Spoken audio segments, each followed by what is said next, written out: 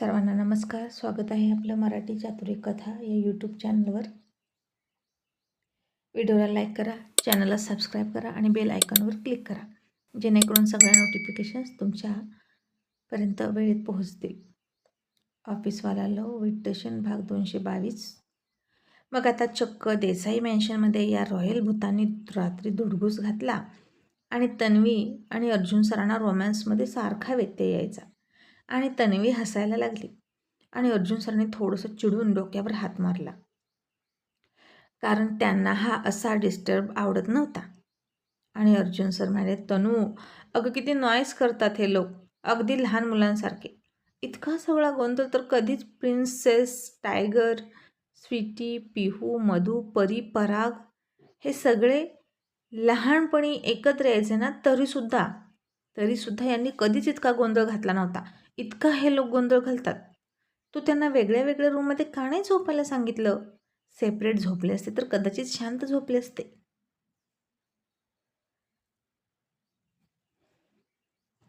आणि तन्वी म्हणाली, अर्जुन मी त्यांना ऑफर केली होती वेगळी रूम, पण ते अजिबात तयार ना ते एकमेकांना सोडून झोपायला.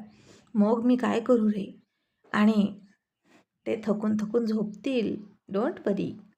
आणि अर्जुन सरांनी तिच्या भोवती मिठी मारली आणि म्हणाली, तोपर्यंत काय? इकडे माझा मूड जातोय ना सतत सतत. अचानकच इतक्या मोठ्याने हसतात की जणू काही आकाशातून वीज पडावी आणि माझा सगळा मूड जातो. आणि घाबरायला होतं. आणि तन्वी हसली आणि म्हणाली, अर्जुन सर आणि घाबरायला लागले ते केव्हापासून? आणि अर्जुन सर म्हणाले, तसं नाही बेबी, हा मामला थोडा वेगळा असतो, तुला सांगितलं ना. आणि सध्या तरी अर्जुन सर आणि तन्वी मॅडम एकमेकांना मिठी मारली आणि झोपले. आणि तन्वी त्याच्या शर्टचं बटन काढत त्याच्या छातीवर बोट टेकवत लाडात येत म्हणाली, अर्जुन तुला पस्तावा होत आहे का त्यांना इथं थांबवलं याचा? प्लीज असं म्हणू नकोस, नाही तर मला वाईट वाटेल. आणि अर्जुन सर म्हणाले, नो नेव्हर, पश्चाताप होण्यासारख्या गोष्टी मी करतच नाही आणि मला अजिबात पश्चाताप होत नाही. शेवटी तेही माणूस आहेत, झोपतीलच की कधीतरी थकून. असं म्हणेपर्यंत पुन्हा वरती जिन्यांच्या वरती काहीतरी जोक झाला आणि पुन्हा पाचही जणांचा खूप मोठ्याने हसण्याचा आवाज आला आणि पुन्हा तन्वी हसली आणि अर्जुन सरसुद्धा हसले. आणि अर्जुन सर म्हणाले, मी जाऊ का आणि त्या सगळ्यांना झोपण्याची रिक्वेस्ट करून येऊ का? आणि तन्वी म्हणाली, नको, त्यांच्या प्रायव्हसीमध्ये डिस्टर्ब नको करायला. आणि अर्जुन सर म्हणाले, प्रायव्हसी? अगं 5 जणांची कसली आली आहे प्रायव्हसी? प्रायव्हसी तर आपली आहे बेबी, आणि आपली प्रायव्हसी डिस्टर्ब होते. आणि आता असंच बोलत बोलत तन्वी अर्जुन झोपले आणि तिकडं वॉटरट रॉयल गँगसुद्धा झोपली एकमेकांच्या तंगडीमध्ये तंगडी अडकून. आणि मग सकाळ झाली. आज संडे होता आणि अर्जुन सरांचं शेड्यूल संडे दिवशी थोडंसं वेगळं असतं. आज टायगर पण नव्हता, तरीसुद्धा ते जिममध्ये गेले, भरपूर व्यायाम केला आणि त्यांचे 6 पॅक आणि मसल्स अजूनही फिट होते. आणि तन्वी नेहमीप्रमाणे दूध घेऊन गेली बदामाचं, त्याच्या पाठीवरचा घाम पुसून दिला, छातीवरचा घाम पुसला आणि तिथेच अर्जुन सरांनी दुधाचा ग्लास तिच्याही तोंडाला लावला. आणि ती म्हणाली, आता हे काय? आणि अर्जुन सर म्हणाले, पी ना, हे काही नवीन आहे का तुझ्यासाठी? आणि ती न पिताच तिथून निघाली हसून आणि म्हणाली, प्रिन्स उठला असेल, मी जाऊन बघते. तसं अर्जुन सरांनी तिचा हात पकडला, झटकन जवळ ओढून घेतली. तशी तन्वी ओरडून म्हणाली, आऊच. अर्जुन, अरे हळू. आणि आता त्याच वेळी चैतन्य झोपेतून उठला होता. इकडे तिकडे फिरून तो घर बघत होता. ते इतकं मोठं घर होतं आणि कुठे काय आहे त्याला समजत नव्हतं. आणि आता त्याला पुन्हा त्याच्याच खोलीत जायचं होतं, तर त्याच्या खोली सापडत नव्हती. आणि फिरता फिरता तो जिमच्या दारात आला आणि उघडून आतमध्ये बघणार इतक्यात अर्जुन सर म्हणाले, जानेमन काय झालं? पी म्हणालो ना दूध, का पित नाहीस? आणि तन्वी तो ग्लास त्याच्या तोंडाला लावला आणि म्हणाली, अर्जुन सर हे दूध तुमच्यासाठी आहे. आणि अर्जुन सर म्हणाले, जे माझं आहे ते तुझंही आहे जानेमन, आणि हा अख्खा अर्जुन तुझाच आहे. आणि ती म्हणाली, कळलं, आता सोड ना बाबा, घरामध्ये गेस्ट आहेत, तुला कळतच नाही का? आणि अर्जुन सर म्हणाले, गेस्ट माझ्या घरात आहेत, हे घर माझं आहे आणि ही ब्युटिफुल वाईफसुद्धा माझी आहे, त्यामुळे तुला कधी सोडायचं हे माझ्या हातात आहे. मग एक काम कर, तुला दूध प्यायचं नाही ना, तर चल मग एक किस दे. असं म्हणून अर्जुन सरांनी तन्वीला किस मागितला आणि हे ऐकलं तसा चैतन्य शॉक झाला आणि म्हणाला, आईच्या गावात हा काय म्हातारा चळ आहे, माणूस या वयात पण इतका रोमॅन्टिक. खरंच काय खातं हे अर्जुन सर कुणास ठाऊक. इथे आम्ही दिवसभर ऑफिसमध्ये काम करतो, संध्याकाळी आल्यावर कधी आडवा होतो कळत नाही. बायकोला जवळ कधी घ्यायची शनिवारी रविवारी, सगळं जग सुट्टी साजरी करतं तेव्हा आम्ही काम करतो आणि जेव्हा सगळे काम करतात तेव्हा आम्ही सुट्टी घेतो. आणि आता त्यांची प्रायव्हेट गोष्ट जास्त न ऐकता चैतन्य हसूनच तिथून निघाला आणि आपल्याकडे काहीतरी सिक्रेट आहे असं त्याला वाटलं. आणि प्रत्येक खोली शोधत शोधत शेवटी तो त्याच्या खोलीत आलाच आणि तिथं जाऊन हसायला लागला. त्याच्या हसण्यानं सचिनला जाग आली आणि सचिन म्हणाला, काय रे भाड्या, कुठं जाऊन आलास, इतका का हसतोच? आणि चैतन्य म्हणाला, मी ना आता एक सिनेमा बघून आलोय, म्हणजे ऐकून आलोय, रोमॅन्टिक फिल्म, आणि म्हणून हसतोय. असं म्हणून त्यानं सचिनला सगळं सांगितलं. आणि सचिन म्हणाला, बावळट आहेस का तू, असा कुठे पण जाऊ नको, आणि तुझं काही ऐकलंस ना ते सगळं सोडून दे, इतरांची प्रायव्हेट गोष्ट आहे ती, आणि आपण एकमेकांशी मस्करी करतो या गोष्टीवरून, बायकांवरून चिडवतो, तसं इथं चिडवायला जाऊ नको, त्यांना नाही आवडलं तर चिडतील ते आपल्यावर. आणि चैतन्य मला, मी कशाला चिडवतोय, मी तो विषय तिथेच सोडून दिला. गोष्ट जास्त न ऐकता चैतन्य हसूनच तिथून निघाला होता. सॉरी, इथं जरा डबल झालंय, मी स्किप करते, तुम्हीही स्किप करून ऐका.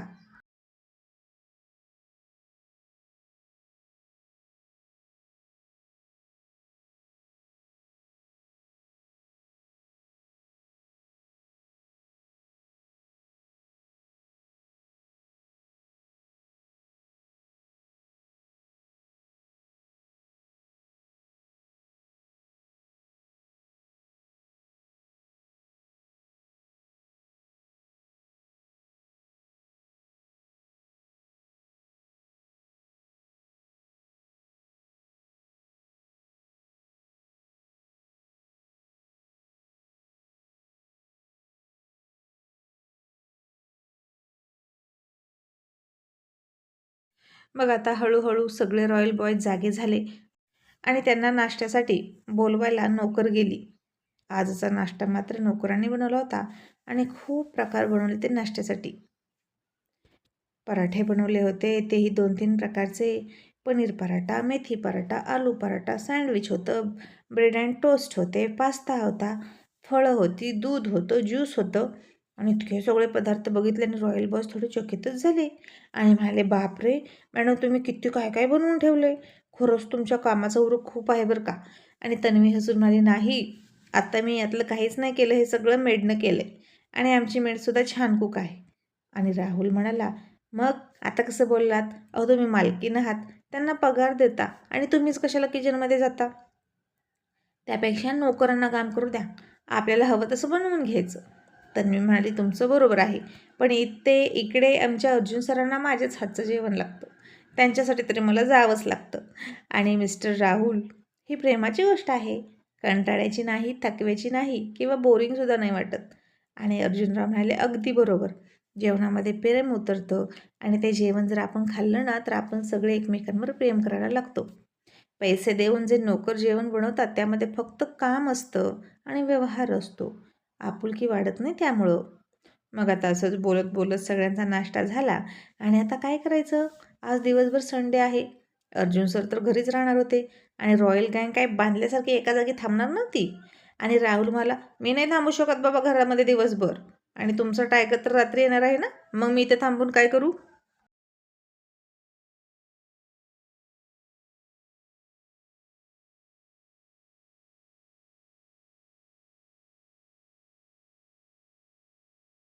आणि अर्जुन सर म्हणाले, थँक्यू सो मच, तुम्ही टायगरसाठी थांबलात आणि आज दिवसभर करण्यासारखं काम आहे आपल्याकडे, मी तुम्हाला माझ्या मुंबईमधले सगळे ऑफिस फिरवतो. आणि मग सगळे उत्साहात म्हणाले, ठीक आहे चला. मग अर्जुन सरांनी सगळ्यात आधी त्यांना नेलं त्यांच्या बाबांच्या होम ब्रँचमध्ये. अर्जुन सरांच्या ताब्यात ही ब्रँच खूप उशिरा आली असली तरी त्यांच्या बाबांनी सुरू केलेली ही पहिली कंपनी होती, त्यामुळे तिची विशेष अशी आठवण अर्जुनकडे होती. जन्माला आल्यानंतर पहिल्यांदा अर्जुन सर तिथेच त्याच ऑफिसमध्ये खुर्चीत बसले होते त्यांच्या बाबांसोबत. मग तिथलं सुद्धा नंतर अहुजाकडून ती ब्रँच घेतल्यानंतर अर्जुन सरांनी तिथं रिन्युएशन केलं होतं आणि खूप मोठं ऑफिस बनवलं होतं. आणि तिथेसुद्धा भरपूर लोक काम करायचे. तिथलासुद्धा वर्कलोड खूप होता. आणि मग ते भव्य दिव्य ऑफिस बघितलं आणि तिथून ते पुन्हा तन्वीच्या ऑफिसमध्ये गेले आणि म्हणाले, ही तनूची कंपनी होती, सध्या ती मी हँडल करतो आणि आता ती आमची कंपनी झाली आहे. आणि चैतन्य म्हणाला, मॅडमची कंपनी आहे, मग या कंपनीमधला पैसा कोण घेतो? आणि अर्जुन सर हसून म्हणाले, ऑफकोर्स तिच्याच नावावर असतं सगळं, ऑडिट, इन्कम टॅक्स वगैरे तिच्या नावाने चालतं, हँडल फक्त मी करतो. आणि राहुल म्हणाला, आता लग्नानंतर बायकोचं सगळं आपलंच असतं की. अर्जुन सर, तुम्ही ऑलरेडी खूप श्रीमंत आहात, हुशार आहात, त्यात तुम्हाला बायकोसुद्धा श्रीमंत हुशार मिळाली. आणि अतुल हसून म्हणाला, मिळाली नाही, मिळवली. अर्जुन सरांनी बायको कशी मिळवली ऐकायचं आहे का? तसा अर्जुन अतुलला म्हणाला, अतुल प्लीज काही नको सांगू. आणि अतुल म्हणाला, अरे यार अब क्या छुपाना. आणि रॉयल बॉयसुद्धा म्हणाले, हो हो आम्हाला ऐकायचं आहे. मग आता अतुलने तिथंच तन्वीच्या ऑफिसमध्ये सगळ्यांना बसवलं आणि अर्जुन सरांची लव्ह स्टोरी सांगितली आणि म्हणाला, या लव्ह स्टोरीचा एकुलता एक साक्षीदार मी आहे. आणि हे ऐकल्यानंतर तन्वीला अर्जुनने प्रेम केलं, मग इगो खातर तिला कशाप्रकारे ब्लॅकमेल केलं, ती अट घातली, तिला लग्न करायला लावलं, त्यांची कंपनी हिसकावली. आणि ते ऐकून रॉयल बॉयज थक्क झाले आणि म्हणाले, बापरे, घी सीधी उंगली से नहीं निकला तो उंगली टेढ़ी करनी पडती है, हे आम्ही ऐकलं होतं आणि आमच्या अर्जुनने हे केलंही आहे मयुरी वहिनीसोबत. आणि राहुल म्हणाला, पण अर्जुन सर, तुमचं शेपूट खूपच वाकडं आहे बरं का. काय राव, इतका त्रास देतात हो एखाद्या बाईला, तुम्ही तर माझ्यापेक्षा खवाट आहात. आणि तरीही त्या मॅडम बिचाऱ्या अर्जुन डार्लिंग, अर्जुन बेबी करत तुमच्या मागं फिरतात. आणि आता अर्जुन सरांसोबत अशी बोलण्याची हिंमत कुणाची नव्हती झाली आजपर्यंत, चक्क त्यांचा साला कुणाची सुद्धा नव्हती. पण राहुल मात्र तन्वीची बाजू घेऊन बिनधास्त बोलत होता. आणि अर्जुन सर हसले आणि म्हणाले, मिस्टर राहुल, आता ती खूप जुनी गोष्ट झाली, आता आम्ही खूप पुढे आलो. आणि राहुल म्हणाला, पुढं मागं खालीवर आपल्याला नाही समजत, मी त्याचवेळी त्यांना किती त्रास झाला असेल हे विचारतोय. आणि अर्जुन म्हणाला, हो त्रास तर झालाय, पण काय करणार, माझा स्वभाव असा खूप विचित्र आहे. आणि चैतन्य म्हणाला, नशीब स्वतः मान्य तरी करताय की तुमचा स्वभाव विचित्र आहे, नाहीतर. तसा अभि चैतन्याची टांग खेचत म्हणाला, नाहीतर हा चैतन्य कधीच मान्य करत नाही की तो विचित्र आहे. आणि चैतन्य अभिला फटका देत म्हणाला, कुत्र्या, तुझ्या आईला लावला घोडा, आता तू माझ्यावर कशाला घसरतोस, तुझी बायको नाही मी म्हणून, कळलं का? तसा आता अतुल खूप हसला आणि अर्जुन सरांना कळेना तुझ्या आईला लावला घोडा म्हणजे काय. आणि ते पुन्हा म्हणाले, मिस्टर चैतन्य, व्हॉट यू से. आणि चैतन्य म्हणाला, काय? अर्जुन सर म्हणाले, आता तुम्ही काय म्हणालात? आणि चैतन्य म्हणाला, कुत्र्या. अरे हो, तुमचा मराठीचा प्रॉब्लेम आहे ना. तर सर, अर्जुन सर, कुत्रा म्हणजे डॉग. आणि अर्जुन सर म्हणाले, येस आय नो दॅट, पण त्यानंतर काय म्हणालात? आणि चैतन्य लगेच सहजच अर्जुन सरांना बघून म्हणाला, तुझ्या आईला लावला घोडा. तसं अर्जुन रावांनी त्याचं तोंड दाबलं आणि म्हणाले, ए बावळट, अरे त्यांना शिवी देतोस की काय? आणि चैतन्य म्हणाला, नाही रे अर्जुन, तू गप्प बस बरं, मी अर्जुन सरांना कशाला शिवी देईन, त्यांनीच विचारलं की मी काय म्हणालो म्हणून सांगितलं. आणि अर्जुनराव म्हणाले, मग त्यांना इंग्लिशमधून सांग. आणि चैतन्य म्हणाला, काय? आता तुझ्या आईला लावला घोडा इंग्लिशमधून कशी ट्रान्सलेट करायची? ए बाबा, मला नाही येत, अजून मराठीतून 2-4 शिव्या हसडू का? आणि अतुल सर, तुम्हाला जमत असेल ना माझ्या शिव्या ट्रान्सलेट करून अर्जुन सरांना सांगणं, तर तुम्ही सांगा. आणि अरे देवा, आता अतुलला इथे ट्रान्सलेटरची भूमिका पार पाडावी लागणार होती बहुतेक. आणि असल्या शिव्या जर अर्जुन सरांना समजल्या तर ते काय म्हणतील? आणि आता अतुल म्हणाला, मी काय म्हणतो मिस्टर चैतन्य, त्याची काही गरज नाही. तसे अर्जुन सर म्हणाले, त्याची गरज कशी नाही अतुल, तू मला काय ते सांग, ते काय म्हणतात ते मला गाली तर देत नाहीत ना. अशी पुन्हा अर्जुन सरांना शंका आली होती. आणि अतुल आता दोघांमध्ये मध्यस्थी करत म्हणाला, "नाही रे अर्जुन, नाही अर्जुन सर, अजिबात नाही. ते त्यांचं त्यांचं मराठी बोलतात." मग आता अतुलनं तुझ्या आईला लावला घोडा या चैतन्याच्या शिवीचं इंग्लिशमध्ये ट्रान्सलेट करून सांगितलं की he run as fast as horse.